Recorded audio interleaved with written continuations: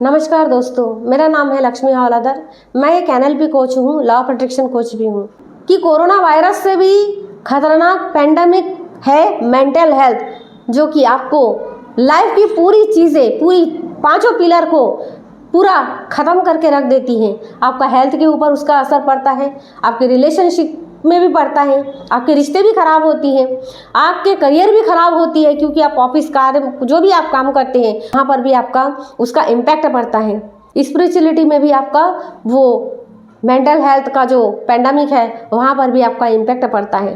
कि प्लीज़ आपको अगर थोड़ा सा भी कोई कहीं पर भी अगर परेशानी, कोई बात से परेशानी हो रही है, किसी चीज़ों से आप परेशान हो, आपके पास्ट की कोई बात ऐसे है जिससे आप घुटन महसूस करते हो, तो आप अपने जीवन को ख़त्म मत कीजिएगा। इस 2025 में इतने सारे केस हो गए जो लोगों को पता भी नहीं चलता, बताते नहीं हैं। कोई बीमार है तो उससे परेशान होके वो सुसाइड किया है, कोई लव की रिलेशनशिप में है, वो उस लव रिलेशनशिप में वो तंग आके अपने जीवन को से वो हाथ धो चुके हैं। कोई लंबे समय से बीमार है और उसका कोई इलाज नहीं होने के कारण, और कैसे लोगों से वो जाके मिले, कैसे वो बात करे अपनी बीमारियों के लिए, उससे भी लोग सुसाइड करके मर रहे हैं। लोग एंजाइटी और स्ट्रेस लेवल इतना हाई हो चुका है कि वो खुद को बैलेंस नहीं कर पाया और सुसाइड कर लिया। तो दोस्तों, इस 2026 में मैं एक ही बात कहूँगी कि अपने जीवन को ख़त्म मत करिएगा, क्योंकि वैसे भी लोग बीमार होके मर रहे हैं। बीमार होगा तो ऐसे भी आप मर ही जाओगे। अगर आपने ढंग से इलाज नहीं करवाया, ढंग से कोई थेरेपिस्ट के पास आप नहीं गए, तो लोग ख़त्म हो जाते हैं। और आपको पता है कि जिसको अवेयरनेस थोड़ी सी है वो तो खुद को बचा भी लेंगे, किसी थेरेपिस्ट से वो बचा लेंगे, किसी थेरेपिस्ट के पास जाके वो काउंसलिंग लेंगे या डॉक्टर के पास जाके वो इलाज करवाएगा। लेकिन जिसके पास पैसे नहीं हैं, जो थेरेपिस्ट के पास नहीं जा सकता है, उसके लिए वो क्या करेगा? उन लोगों के लिए मैं बता रही हूँ कि भाई अपने जीवन को बचा लो। लोगों को एक्सीडेंट हो रहा है, बीमारी से ख़त्म हो रहा है, कितनी स्ट्रेस एंजाइटी से लोग जूझ रहे हैं। न जाने कौन सा फिर से पेंडेमिक आ जाए कि उसमें से भी लोग खतरे में पड़ सकते हैं। आप इस दुनिया में हर मोमेंट पे खतरे से लड़ रहे हो, और खतरे से लड़ रहे हो। आप बोलोगे मैम कैसा खतरा? भाई अगले पल का क्या भरोसा है? यहाँ से गुजर रहे हैं, कोई कार आया, एक्सीडेंट हो गया, क्या करोगे आप अच्छे से जा रहे हो, 2-4 दिन बाद आप पता चलते हो कि आपको बहुत भयानक बीमारी हो गए हैं, कैसे करोगे? तो ज़रूरी है कि आप तो हर जीवन में हर वक्त आप लड़ रहे हो, सावधानी में भी चल रहे हो। उसके बाद अगर कहीं पर भी चूक आता है तो आपका जीवन खतरे में है, आपका जीवन खतरे में है। आप हमेशा अपने जीवन को बचाने के लिए लड़ रहे हो। तो अगर ये सब चीज़ कर रहे हो तो क्यों? मरना तो है एक दिन।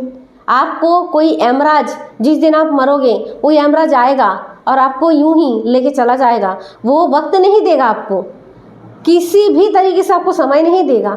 जब मृत्यु आती है तो 1 सेकंड का भी वो समय नहीं देता है, वो लेके चला जाता है। चले जाओगे इस दुनिया से, तो आपको करना क्या है? क्या करें इस स्ट्रेस का?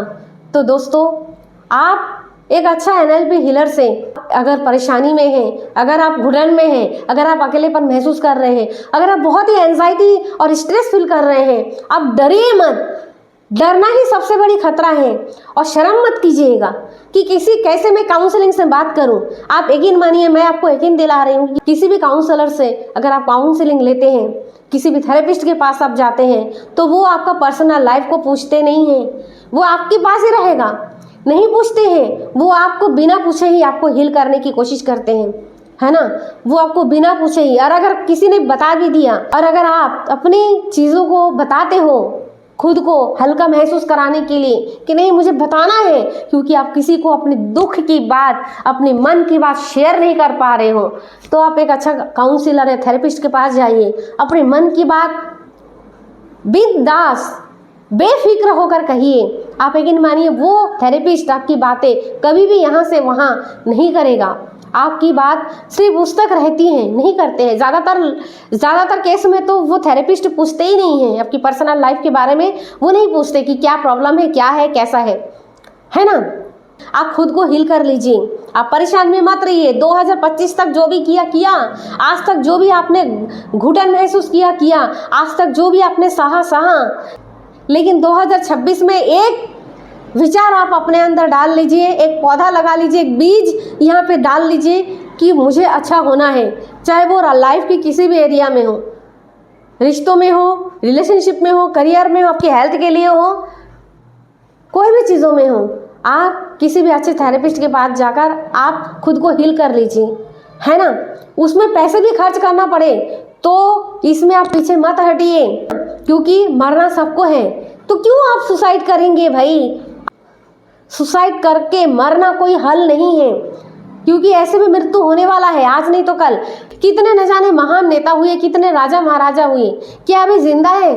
उनकी पीढ़ी को देखेंगे तो ऐसे पीढ़ी है कि पूरा खत्म ही हो गया, कोई नहीं है। आपको पता है ये सब चीज़ों से हमें सीख मिलनी चाहिए। ये सब खुद को तर्क दो भाई, खुद को तर्क दो कि इस दुनिया में जो आया है, सबको पता है कि एक दिन चले जाना है, फिर भी सुसाइड क्यों करना है? किसी भी हद तक आपको परेशानी हो, डिप्रेशन हो, उसका इलाज है, संभव है। अगर आप बस एक विचार बदलो कि मैं ठीक होना चाहता हूँ या चाहती हूँ, मुझे ठीक होना है, मुझे बचाना है खुद को, ये सिर्फ आपके अंदर से होना चाहिए। जब आप ये चीज़, आप खुद को बचाने की एक दृढ़ इच्छा शक्ति जब आप में जागृत हो जाती है, खुद से आप एक वादा करते हो, तो आप धीरे धीरे आपके माइंड भी आपको समझने लगता है, वो भी रास्ता देता है, वो भी आपको बचाने के लिए कोई ना कोई आपके साथ अच्छी घटनाएं आपके साथ होने के लिए या कोई अच्छी चीज़ आपके सामने लाकर खड़े कर देते हैं। तो आप खुद को बचाइए प्लीज़। कितनी भी प्रॉब्लम हो, कभी भी सुसाइड मत करिएगा, कभी भी नहीं। अपना जीवन को कभी भी ख़त्म मत करिए, लड़िए, क्योंकि मरता वो है जो कमज़ोर है, मरता वो है जो कमज़ोर है ना। मर के भी आपको आज़ादी नहीं मिलेगी, भटकते रहोगे इस दुनिया में। अगर कोई भी व्यक्ति ये सोचता है कि मैं मर जाऊंगा तो सारा चीज़ मुक्ति हो जाएगी, नहीं, आप और झमेले में फंस जाओगे।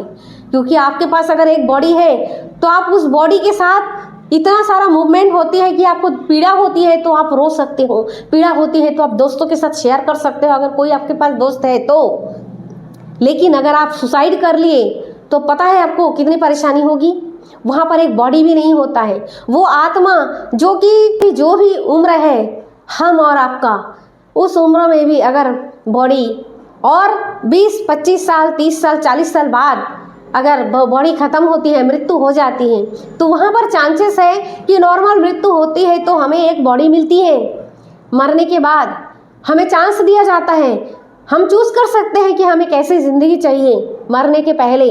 यानी जब हम मर जाते हैं इस दुनिया में, इस शरीर को छोड़ करके, तो नॉर्मल मृत्यु में वो चांस हमें मिलती है कि हम कहाँ जाए, चूज़ करने का एक मौका मिलता है। लेकिन अगर आप सुसाइड कर लिए तो वहाँ पर मौका नहीं मिलती। वो आत्मा जिसे एक बॉडी मिलने वाला था, वो भी बॉडी उसको नहीं मिलती है, वो आत्मा भटकती रहती है चारों तरफ, उसको और तकलीफ होती है। क्यों? अभी तो उसके पास एक बॉडी भी नहीं है, किसी से शेयर भी नहीं कर सकती, क्योंकि अभी उसके पास बॉडी नहीं है। वो एक ऐसा आत्मा है जो कि सुसाइड करके बैठा है। वो उसकी बात उसे कोई देख नहीं सकता, ना उसकी बात वो किसी से बात कर सकता है, ना वो किसी से कुछ शेयर कर सकता है। आप सोचो उस आत्मा के लिए कितना तकलीफ देह होगी, कितनी तकलीफ होगी उस आत्मा को। इसलिए ज़रूरी है कि अगर आपका हेल्थ ख़राब है, अपने हेल्थ पे काम करें। अगर आपका रिलेशनशिप ख़राब है, चाहे वो किसी भी कैटेगरी में हो, आपका बेटे से हो, पति पत्नी से हो, है ना, सास ससुर से हो, किसी भी कैटेगरी में हो, रिश्ते जितने भी रिश्ते हैं आप गिन लीजिए। उस रिश्तों में कहीं पर भी अगर रिलेशनशिप ख़राब हो, चाहे आपके ऑफिस में भी, है ना, उसको सुधारने की कोशिश कीजिए। थोड़ा सा झुकिए, थोड़ा सा समझने की कोशिश कीजिए। हमेशा अड़े मत रहिए कि हाँ मैं ही सही हूँ। ये जो मैं हूँ ना, ये बहुत बड़ी प्रॉब्लम खड़ी करती है हमारे लाइफ में। ये मैं का रोना बंद कीजिए, है ना, और थोड़ा सा शांत रहकर उस चीज़ों को समझने की कोशिश कीजिए। अड़े मत रहिए कोई भी चीज़ों में। हर चीज़ों में बोलना ज़रूरी नहीं होता, हर चीज़ों में लड़ना भी ज़रूरी नहीं होता, हर चीज़ों में आप ब्लेम मत कीजिए लोगों के ऊपर में, है ना। तो ये सारी चीज़ NLP में अच्छे से सिखाया जाता है। क्योंकि ये वीडियो है, यूट्यूब वीडियो, मैं इसे ज़्यादा लंबा भी नहीं कर सकती, तो आप हर चीज़ों में ब्लेम मत डालिए, तो रिश्ते अपने आप सुधर जा सकते हैं। थोड़ा प्यार करना सीखिए लोगों से। अगर लोगों को देखिए, मैं एक बात और बताना चाहती हूँ कि आप अपने परिवार से जितना भी प्रेम करते हो ना, कोई मतलब नहीं है अगर आप उसे जताना नहीं जानते हो तो, क्योंकि प्रेम है, सबके अंदर है भाई, लेकिन उस प्रेम को जताना बहुत ज़रूरी है। जब तक आप प्रेम नहीं जताओगे ना, उसका कोई मायने नहीं है कि आपके दिल में कितना भी प्रेम हो। आप अगर बोलोगे अरे मेरे दिल में तो बहुत प्रेम है, कहाँ प्रेम है, क्या आपने उसे बताया?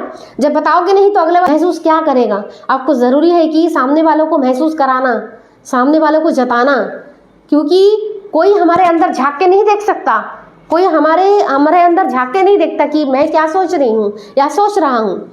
इसलिए ज़रूरी है कि आप जिसे प्रेम करते हो, चाहे कोई भी हो रिश्ते में, गर्लफ्रेंड, बॉयफ्रेंड, पति पत्नी, माँ बाप, भाई बहन, कोई भी हो, ऑफिस कलीग, कहीं पर भी हो, आपको जताना पड़ेगा ही। आप जताइए। आप शर्म, जीद, ये सब मतलब अड़ना, ये सब छोड़ दीजिए अपने लाइफ से। जब ये सारी चीज़ें छोड़ देंगे और जताना शुरू कर देंगे ना, रिश्ते अपने आप ठीक हो जाएगा। ये हो गई रिश्तों की बात। और उसके बाद जब आपके रिश्ते ठीक हो गए, आपकी हेल्थ भी ठीक है, तो उसका जो प्रभाव है वो आपके करियर में भी दिखेगा, जो स्पिरिचुअलिटी है उसमें भी दिखेगी, है ना। आपको एक शांति अनुभव होगी, आपको अच्छा महसूस होगा। तो आप एक दिशा में भी अगर काम करेंगे ना, तो सारा दिशाएं जो है बैलेंस हो जाएगा। और वो दिशा है यहाँ पे मेंटल हेल्थ का मैं बोल रही हूँ। आप मेंटल हेल्थ को ठीक कीजिए। तो मैं बार बार मैं बता रही हूँ, मुझे बहुत बुरा लगा कि मैंने बहुत सारे केस अभी 2025 में सुना। अभी मैं जहाँ रहती हूँ यहाँ पे 8-10 किलोमीटर में इतने सारे मतलब कि सुसाइड किए हैं, और बहुत सारे लोग तो ऐसा है कि पता ही नहीं चला, आज देखा कल पता चला कि फलाना जो व्यक्ति है वो उसने आत्महत्या करके ख़त्म कर लिया खुद को। और मैं परेशान हूँ कि ऐसे लोग क्यों कर रहे हैं। तो मैं उन लोगों को बचाना चाहती हूँ जो कि ऐसे कदम उठा रहे हैं। और अगर कोई ऐसे कदम उठा रहे हैं या अगर कोई ऐसे फ्रस्ट्रेट में है, तो प्लीज़ आप मेरे से कॉन्टैक्ट कर सकते हैं, है ना, और मेरे से काउंसलिंग ले सकते हैं। आपके जो भी हेल्प करना पड़े बिल्कुल वो मैं करूँगी, जो भी मेरे से बनेगा मैं बिल्कुल करूँगी। लेकिन आप खुद को बचाइए। बहुत सुंदर खूबसूरत दुनिया है।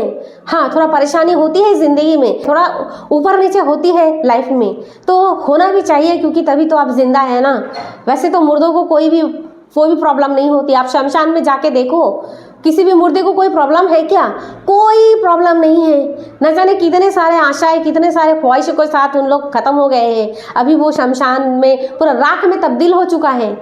बहुत सारे लोग ख़त्म हो गए हैं, लेकिन उसके ऊपर कोई चैलेंज नहीं है ना। तो जीवन में चैलेंज भी ज़रूरी है। जब चैलेंज आता है वहाँ से नई शुरुआत होती है। कोई चैलेंज आता है तो घबराओ मत, वहाँ से भी शुरुआत होती है, वहाँ से भी लर्निंग लेते हैं। और आपको बता दूं कि आप वहीं से ही मजबूत होते हो। जीवन में अगर बड़ी बड़ी चैलेंज आती हैं तो आपको पता होना चाहिए कि ये जो चैलेंज आया ये कुछ सिखाने आया है आपको, यानी आपको कुछ बेहतरीन करने के लिए आया है। आपके पीछे बहुत बड़ी साजिश चल रही है। ईश्वर आपको बहुत अच्छी चीज़ें देने वाला है। आप आभार व्यक्त कीजिए। आप ईश्वर को कहिए कि ये जो चैलेंज मेरे सामने आया है, कहीं पर भी मैं खुद को कमज़ोर ना पड़ जाऊं, बस इतनी शक्ति बस देना, बाकी तू संभाल लेना। और मैं इस चैलेंज पर भी मैं काम करते जा रहा हूं या जा रही हूं। बस ये करते हुए उस काम को आप करते रहिए। कहीं ना कहीं से आपको सॉल्यूशन मिल जाएगी जब आप ढूंढना शुरू करेंगे तो दोस्तों, मैं इस वीडियो में मैं यहीं पे ऐड कर रही हूँ। जितने भी सारे मेरे वीडियो में जितने भी सारे लोग आप देख रहे हो इस वीडियो को, जितने भी सारे लोगों के पास से वीडियो पहुँच रही है, मैं उन सब का मैं फिर से मैं आभार व्यक्त करती हूँ। ये वीडियो देखने के लिए बहुत बहुत धन्यवाद। मेरे इस चैनल को बहुत सारा प्यार दीजिएगा और इस चैनल को सब्सक्राइब करिएगा, शेयर ज़रूर करिएगा अपने लोगों से, अपने रिश्तेदारों से, है ना। जब आप लोगों को देना शुरू करते हैं ना, तो आपके लिए भी दरवाजे खुल जाता है। दोस्तों, लोग शेयर करने के लिए जब बोलते हैं तो लोग बहुत सारे वीडियो देख तो लेते हैं लेकिन शेयर नहीं करते। लेकिन यहीं पे आप अगले वाला, सामने वाला के नहीं, आप खुद की जो आने वाला जो चीज़ है ना उसको आप रोक देते हो। इसलिए ज़रूरी है कि जो भी वीडियो मिले और आपको अच्छा लगे और आपने उसे देखा तो उसे ज़रूर एक लाइक करिएगा, ज़रूर उसे शेयर करिएगा, क्योंकि उसमें कुछ ना कुछ हमें लर्निंग मिलती है उस वीडियो से।